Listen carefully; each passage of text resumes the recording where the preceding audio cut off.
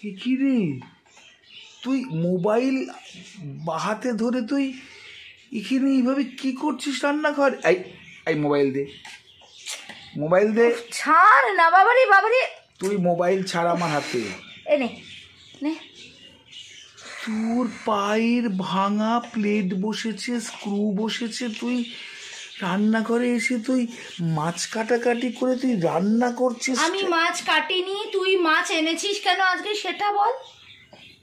আজকে মাছ তুই খাবি বলে, তুই ভালোবাসি সেই জন্য এনেছি। আমি ভালোবাসি মাছ, আমার পাটা ডাক্তারবাবু বলেছে 6 মাস রেস্টে থাকতে, রেস্ট নিয়ে নিতাম। তুই তো একদিন মাছ এনে কাতলা মাছ ভাজা খাওয়ালি, তুই পার্শে চারশে এসব মাছ এনেছিস কেন বল।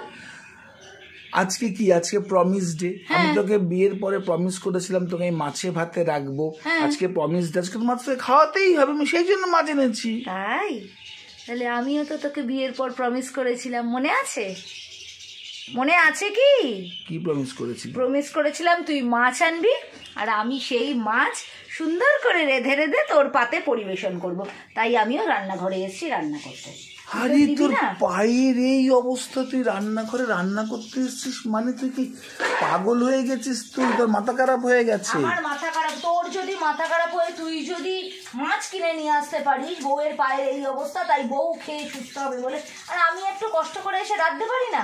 তুই আর কত কিছু করবি রে? করছি তো। করছিস তো, দেখে আমার চোখ দিয়ে জল আসছে, এটা তুই বুঝতে পারছিস? আরে এটা কম্প্রোমাইজ করতে, হাজবেন্ডের মধ্যে এই মধুর সম্পর্কটাই থাকে, ভালোবাসাটাই থাকে। ভীষণ খলখলে, এত ভালো মাছ তুই একা একা কিনে এনেছিস চলু, আমি ভাবতে পারছি না। অনবদ্য মাছগুলাই, তুই যেটা করছিস সেটাই কনসার্ন। আমার ভয় লাগছে এই মাছ তুই ছাড়ছিস, আমি তো পাশে দাঁড়িয়ে আছি ওই জন্য। হট করে যদি তোর পায়ের ব্যালেন্স চলে যায় অন্তত আমাকে তো সামলাতে হবে। তুই এলি কেন?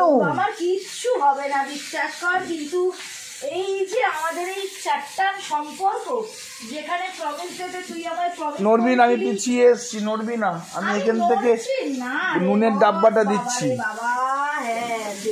নড়বি না। এই নে, দে দে দে। এই নে, হ্যাঁ, বাদবাকি সব গুছিয়ে দিয়েছি।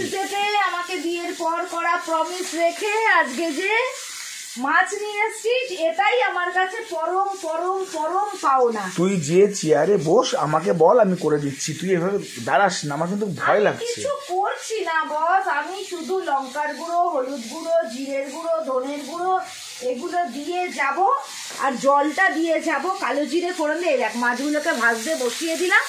এবার মাছগুলো সাঁতলে নেমে যাবে। পার্শে মাছ তো রান্নায় আর কোনো কাজ নেই। চল চল, রাখ তো ফোনটা, রাখ।